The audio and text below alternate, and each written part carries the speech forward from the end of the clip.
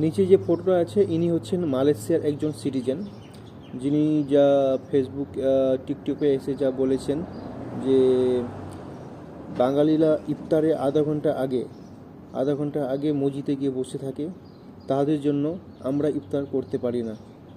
তিনি এই কথা বলেছেন, মালয়েশিয়ার সিটিজেন, যে ফটোটা নিচে লাগানো আছে।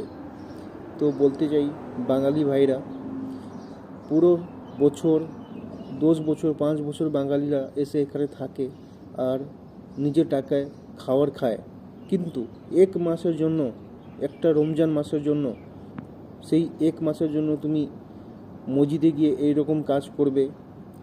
আমাদের বাঙালি ভাই বোনরা যারা আছেন তাদের মান সম্মান সব নষ্ট হবে। কারণ এই সিটিজেন এসে টিকটকে এই কথা বলল, এটা কি আমাদের মান সম্মানে লাগে না?